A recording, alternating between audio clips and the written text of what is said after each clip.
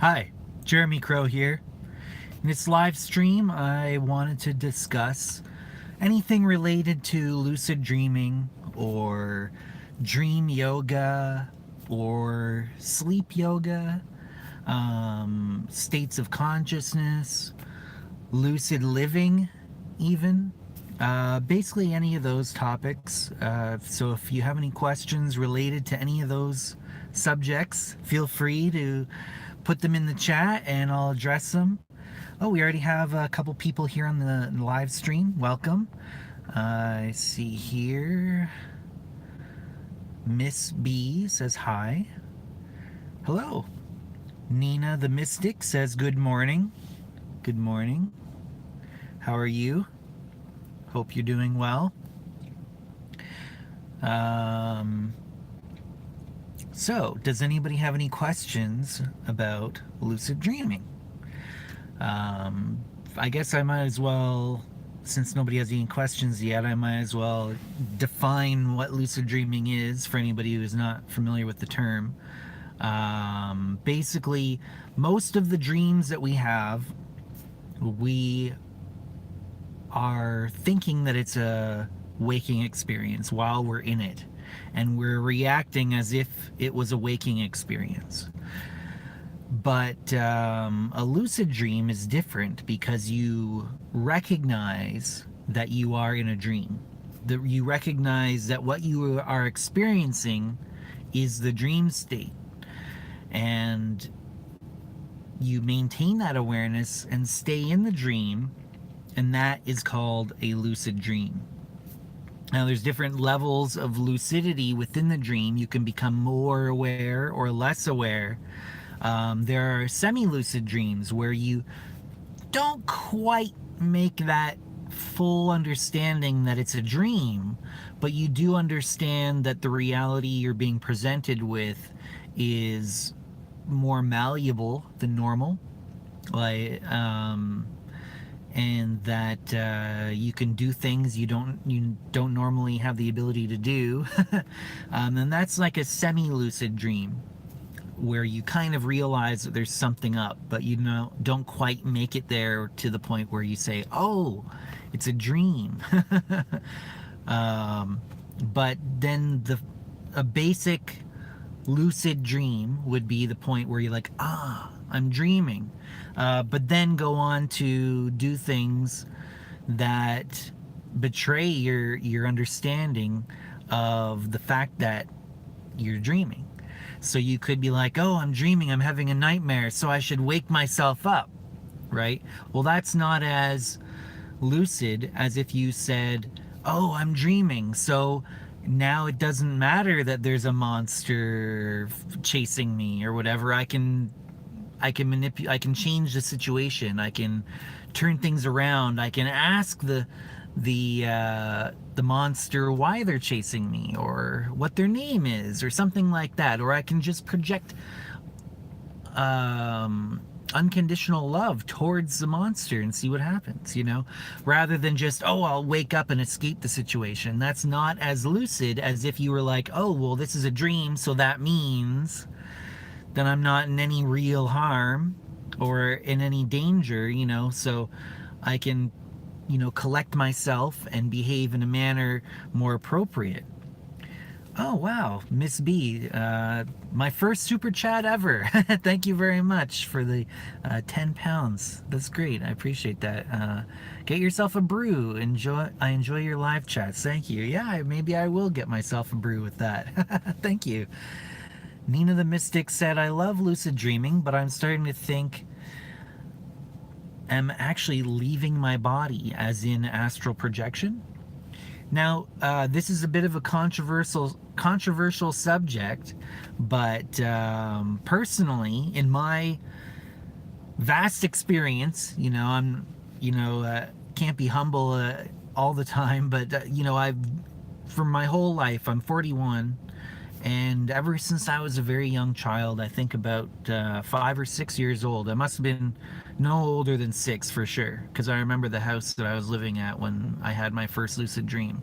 And I would have been either 5 or 6 years old, and I had my first lucid dream, and I've been having them ever since. And in addition, I've had lots of out of body experiences, mostly ones that I've induced myself, ones that I've intentionally brought on, which generally is referred to astral projection. And now I feel like out of body is a bit of a misunderstood term. I think it's taken literally too much. Now, it doesn't really make sense, because if you are experiencing something non-physical, then what does that mean that you're not in the body? I mean, I think essentially it means that the experience that you're having at the moment is not dominated by sensory sensory information from your physical sense organs, like your eyes and your ears and such.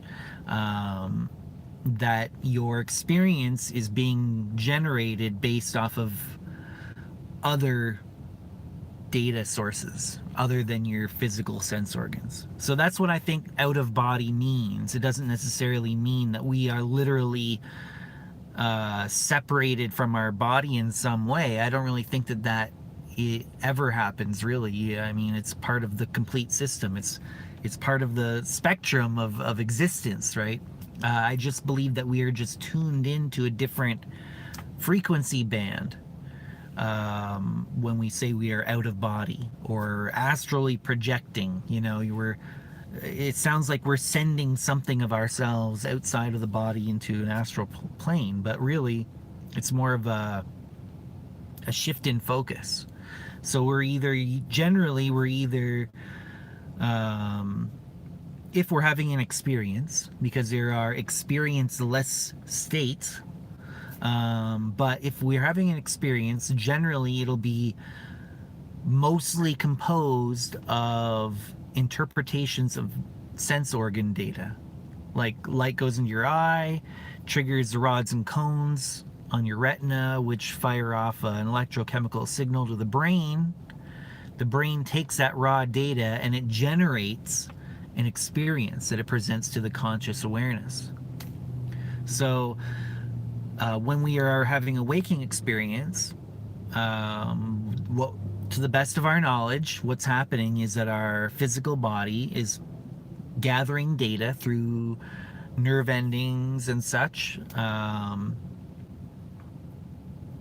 like nerve endings in our skin, or like I said, the triggering of the rods and cones in the eye, etc. We are gathering that data about what's beyond our physical body. Receptors, yeah. Restless KCMO says receptors. Right. So our body is collecting data about stuff that is within the body and without the body, outside the body.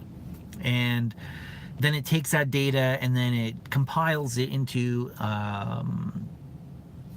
three-dimensional experience that is presented to the conscious mind. It's fully immersive virtual reality representation of that data. When we say we are out of body, it's just that experience is being generated based off of a different set of data. It's not being generated based off of sensory organ data. It's being generated off of something else.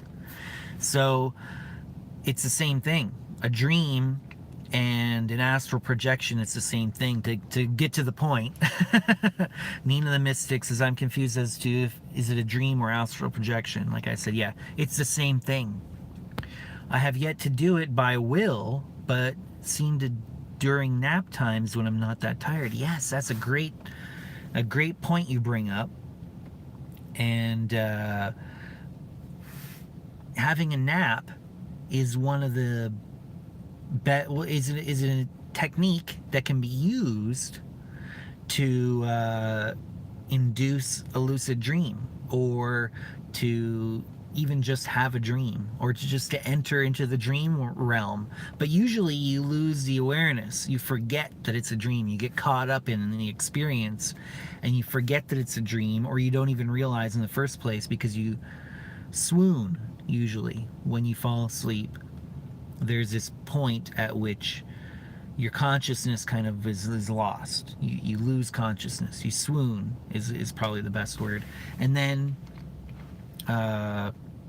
images start to arise and they form themselves into some sort of scenario which you get drawn into and caught up in. And that's the dream. And you're caught up in it right off the bat, instantly. And so you are automatically already thinking that this is a waking experience. And so you're caught up in it. But if you can retain some sort of awareness during that transition from the waking phase to the dreaming phase, that if you can maintain a certain level of consciousness during that, then you can recognize when the dream arises that it is a dream. It's kind of an advanced technique, but that's essentially what astral projection is. And there's another term for that called wake-induced lucid dream, or WILD for short, W-I-L-D, wake-induced lucid dream. And that just means that you're entering a lucid dream directly from a waking state. You're not falling asleep, swooning consciousness. Dreams arise, you find yourself in the dream, caught up in it, and then during the dream you recognize, oh wait a minute, this is a dream, and then become lucid. You skip all that in between stuff and you basically jump directly from a waking state directly into a dream state with the knowledge that you're in a dream state. I got another comment here. Amy K said, "Hi Jeremy, I always either lucid dream or have incredibly vivid experiences when I take naps. There's definitely something to that." Yeah, absolutely. So during a nap, that's a great way to induce a lucid dream in particular, not just a regular dream, because if we have a dream during a nap, for some reason, we're much more likely to recognize it as a dream. And I think part of this is because it's probably going to be more vivid, like Amy had mentioned. So this is the basic science behind dreaming, is that at the beginning of the night, we enter into sleep, and there's this cycle, and there's a phase. So essentially it's roughly about 90 minutes, but you fall asleep and you enter into I can't remember the exact sequence of events, but there's a phase in that 90-minute period where you are having dreamless sleep, where you're not very likely to be dreaming during that phase of sleep, a dreaming phase, and then a brief waking up. Usually we wake up for maybe like 5 seconds or 10 seconds or something, and then immediately go back to sleep and forget that we even woke up. But if you become very aware of your sleep patterns and your sleep cycles and things like that, you can become aware of those brief waking moments. And then you'll go into another one. And then it's kind of like you dip in and back out. And then you dip in and back out. And each time you have one of those 90-minute sleep cycles, the amount of REM sleep where you're most likely to have a vivid dream, that REM phase of your sleep cycle gets longer and longer with each repetitive cycle. So near the morning, I mean, assuming you go into sleep at night, which isn't always the case. I work a lot of shift work, so sometimes I'm sleeping in the middle of the day. But let's just say the standard, right? You go to sleep at night and wake up in the morning. So closer to the morning, you're having much longer REM phases, and you could be having like an hour-long dream, and it's going to be very intense or vivid. And you're more likely to remember those dreams, for one thing, but also you're more likely to recognize it as a dream. Now, it helps if you've trained yourself to recognize whether or not you're dreaming. While you're, like, during waking hours, if you can ingrain the habit of testing and questioning your state, then that habit will work its way into your dream life, and you exhibit that habit in a dream, and sometimes you will recognize that it's a dream because of that. So if you're like, say, like 15 times in a day when you're awake, let's say, or even 10 times, let's say 10 times, let's not get crazy. So let's say 10 times in the day, you ask yourself, am I dreaming? Maybe every time you walk through a door, or every time you notice your hands, or maybe you set a timer. I used to have back in the day when I was a teenager, I had an Iron Man watch, one of those digital watches, and I set a recurring timer to go off. It would beep. It would go beep beep or something like that, just a double beep every 90 minutes, which is roughly the amount of time that a sleep cycle is. So about every 90 minutes or so, it would, or exactly every 90 minutes, it would go beep beep, and then I would, if I had the ability to at the time, I would say, okay, am I dreaming right now? And then I would like do my state test, which generally would be reading something, looking away, and then looking back and reading it again. And if it's the same both times, then maybe you're not dreaming. Maybe you're having a waking experience. It's not guaranteed, but if it changes, you're very likely to be dreaming, especially if it's like on some non-changeable media, like a painted sign, or even just like a piece of paper, like a book, like a physical book or something. Oh, I'm sorry, I honestly don't know how to pronounce your name. I know we've chatted in private and stuff here, but I honestly don't remember I don't know how to pronounce it. Kalananda, Kalan Banana, says, I state test by reading the tattoo on my arm. That's great, because the thing is, you know what that's supposed to say, right? And it's not going to change. It's a tattoo. So if you look at it, and even if the first time you read it and it's something you're not, Kalananda. Kalananda. Oh, okay, that's not that bad. Sorry about not knowing it right off the bat, but yeah. Kalananda. Great. Yeah, so if you look at your tattoo, let's say, it's on your arm, right? And you look at it and it's not what you thought it was the first time, immediately you should be like, okay, go to explanation number one. Maybe I'm dreaming right now. And that would be number one. You got to train yourself to go to that explanation first when you have some sort of anomalous experience. Any kind of anomalous experience in your life. It's called dream sign. So if you encounter some sort of anomalous activity or incident or whatever, observation, the first thing you should go to, you got to train yourself to be like, well, maybe I'm dreaming. Maybe I'm actually legitimately dreaming right now. And that will go a long way. So let me see, I got another comment here. Kalananda said it's cool. Thanks, bro. Restless KCMO. Do you think that in the past, when cultures practiced split sleeps, that maybe they were working on these techniques during their wake? When I split sleep, my second sleep dreams are more vivid. Yes. So this is something that keeps coming up in the chat here is naps, or breaking your sleep pattern up into multiple chunks, which would be called polyphasic sleeping. So yeah, that, for some reason, if you were to say you normally sleep 7 hours, let's just say as an example, if you set your alarm for 5 hours, like about 5 hours or 6 hours, let's say 5 hours after you've gone to sleep, it'll wake you up, your alarm will wake you up in 5 hours after you've gone to sleep. And you get up, it's probably best to get up out of the bed,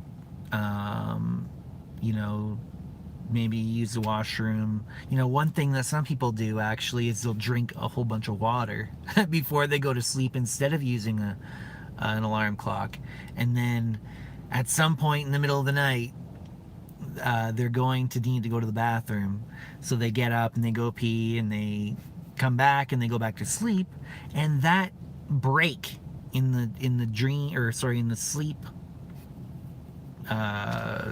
session, I guess you could call it, and then back to sleep, essentially you're creating a nap, you know.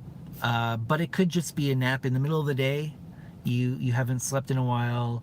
You slept in the night, maybe the regular night, and now you're having a nap in the middle of the day. That works as well. But you can kind of artificially create that by waking up, like, say, about 5 hours into your sleep, getting up for maybe about 15 minutes or so, and then going back to sleep. That kind of the next phase of your dream, you've somehow managed to retain a little bit more of your conscious awareness into that nap. And you are a little bit more likely to have a more vivid dream, and you are a bit more likely to recognize that you're dreaming when you're in that. So yeah, I mean, I think that if you're practicing that, then that's probably why. Christine Justinian: sometimes when I wake up, I am half asleep. I am able to see things, magical things like ghosts, a pretty moth, I've also had vivid dreams of space. Yeah. So that's a really cool phase, in a sense. It's like it's almost like you're awake with your eyes open, but you're dreaming. You're still dreaming. So it's like a mix between. So remember, I'm not sure if you hear at the very beginning of my live stream, but so when you are having a waking experience, you are tuned in to one particular bandwidth of information. And when you're dreaming, you're tuned into a different bandwidth. Now, what you're describing is when you're tuned in between channels, kind of. Like if you're talking about like a radio station, in a sense. And some people believe it literally, that our nervous system actually is tuned to certain frequencies that we're receiving from externally. That the body itself, and in particular the brain, but the entire nervous system itself, is like an antenna, and it can receive as well as send signals out into the multiverse, I guess you could say. But yeah, what you were talking about is when you're kind of tuned between channels. You know, usually you're either in the waking channel or the dreaming channel, but sometimes you're tuned between channels, and that some really magical stuff happens. One experience that I had was really intense and kind of frightening. I managed to somehow keep my wits about me and not freak out, but you know, I had some other experiences before that kind of allowed me to have enough perspective to not freak out. But I remember one time when I was in college, this must have been like 20 years ago or more, actually, probably like 23 years ago. Oh, I see a blue jay. Very cool. Anyways, oh, maybe I'm dreaming. I don't see blue jays all that often. So 2:50 p.m. I'll look away. 2:50 p.m. still. You know, and it's still 2:50 p.m. on a digital clock. So digital clocks are notoriously unstable in dreams, but it's been very stable, so probably not dreaming. So what was I saying? Oh yeah, that experience I had back in college. I was in that. I somehow fell into that in between channels. Bardo, I like to call it a bardo. It's a Tibetan term meaning in between state. So I was in that. I was tuned between channels, and I heard this cackling laughter in the hallway just outside my bedroom. And I was like, what's in the apartment that I was living in at the time?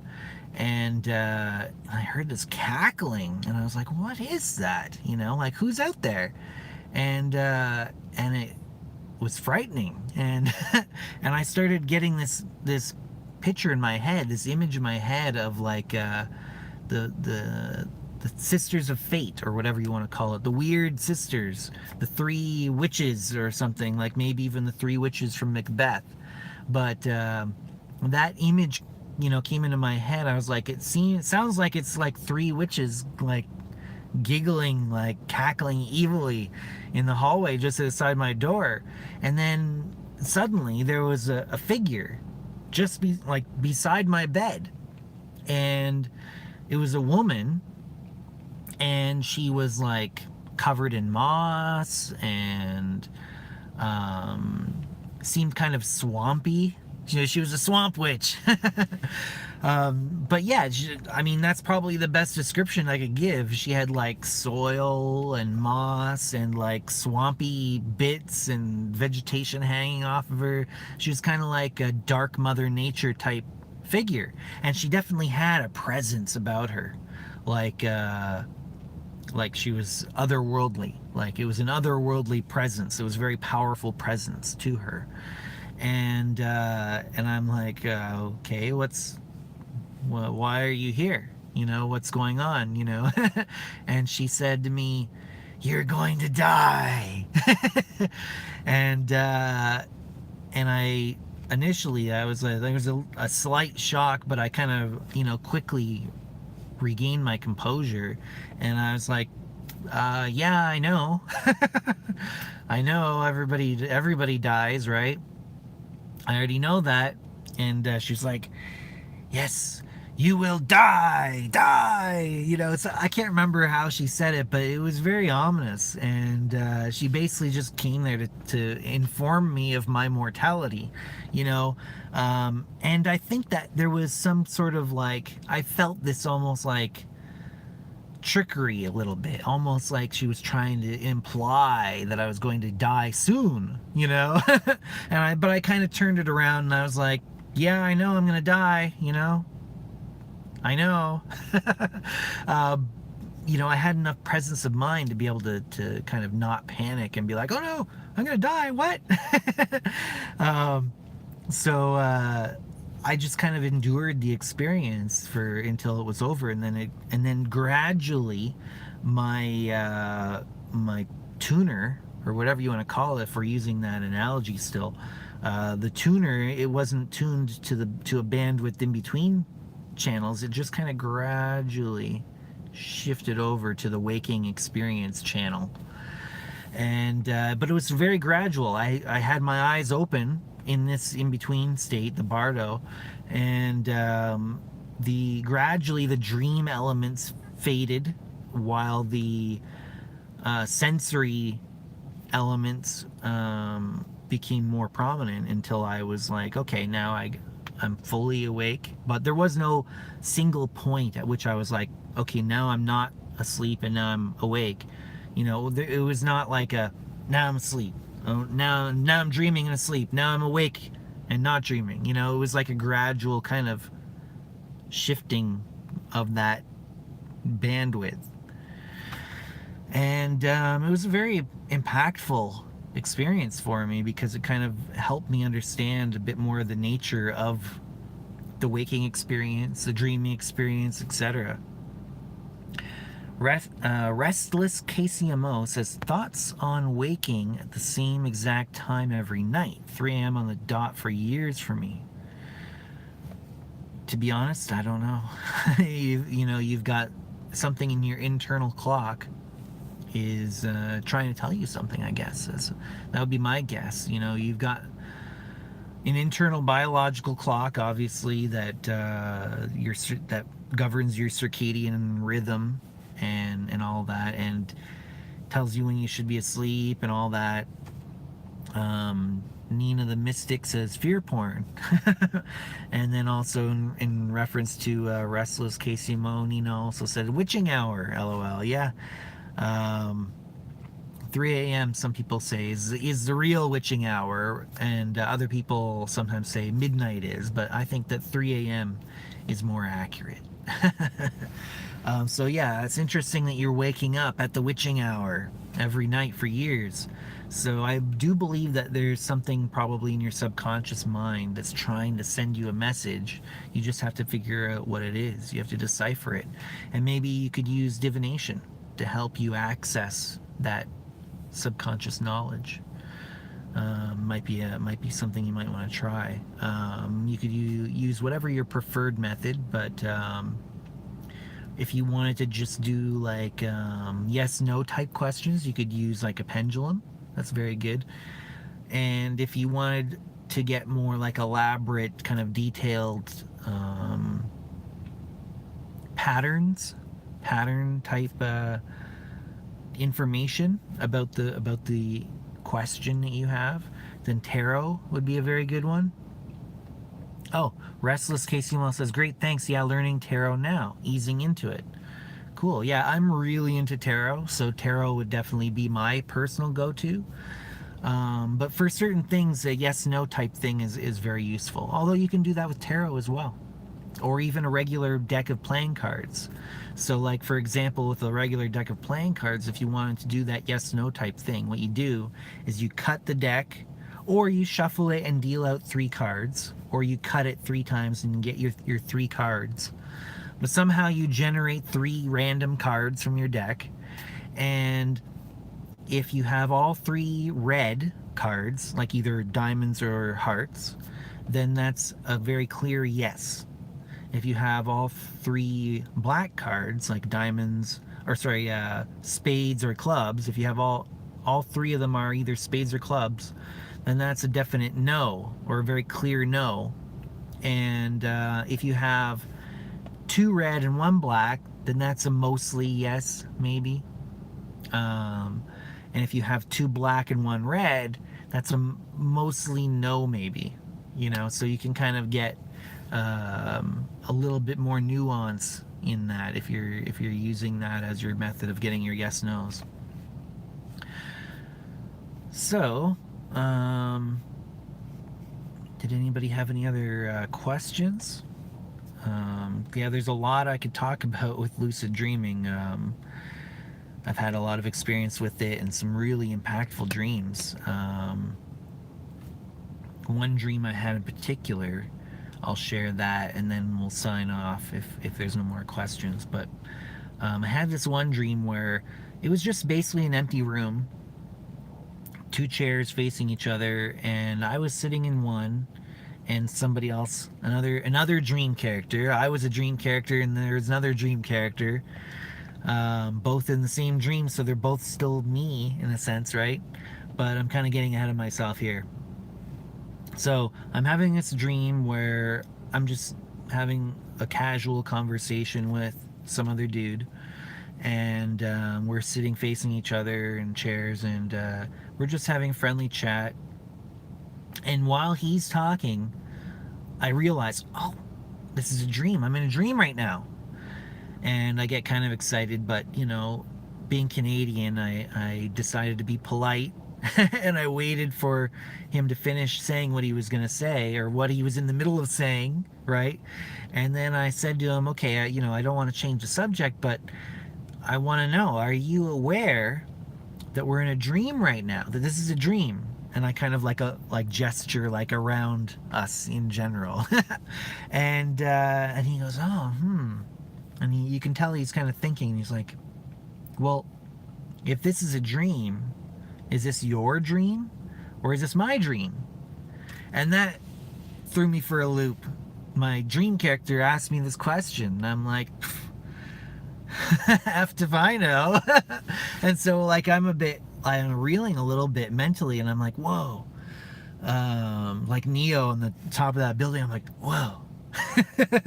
And so I don't know the answer. I don't know. And so I just kind of throw the answer up towards like some sort of higher intelligence or something, some higher part of myself, I guess.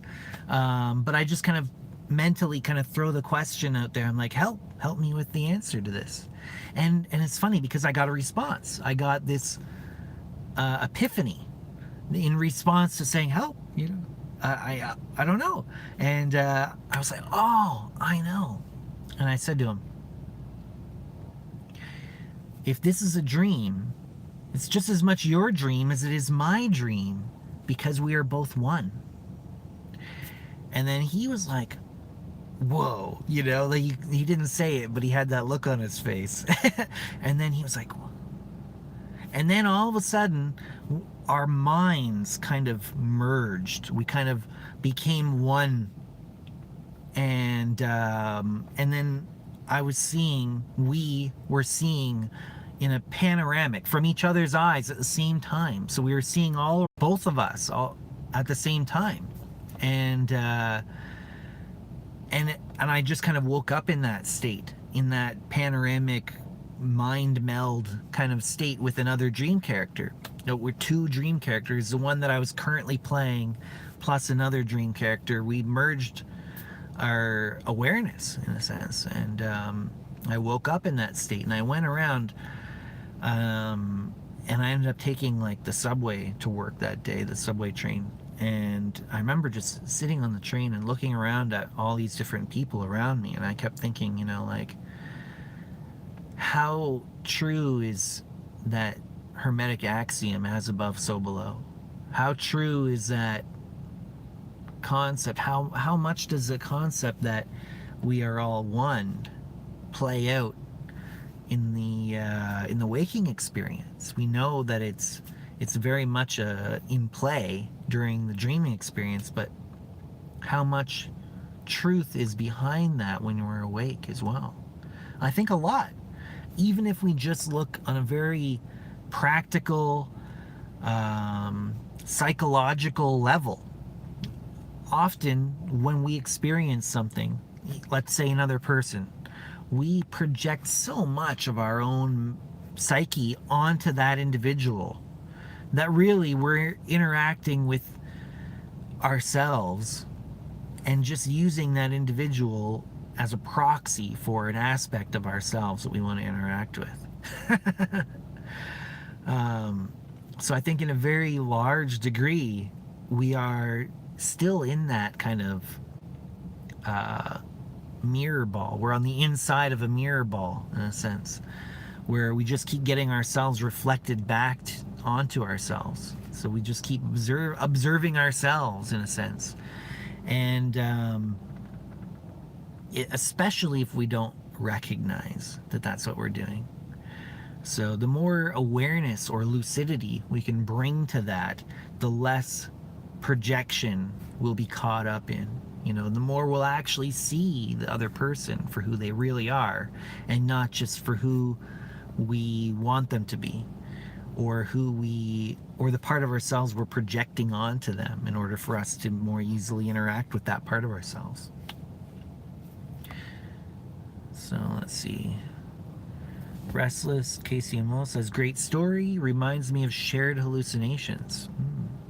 Will you go into more on prophetic dreams at some point in the future? Thanks again for your work. Have a great rest of your day. Great stream. Thank you very much, Restless. Prophetic dreams. That's definitely a very interesting topic. I don't have time to get into that today on our live stream, so I got to wrap things up here. But I'm glad that you enjoyed the stream today, Restless, and everybody else. And thank you so much, Miss B, for the super chat. That's so amazing. I really appreciate that. Shared hallucinations as well, and shared dreams. There's a lot of experiments going on with that kind of stuff.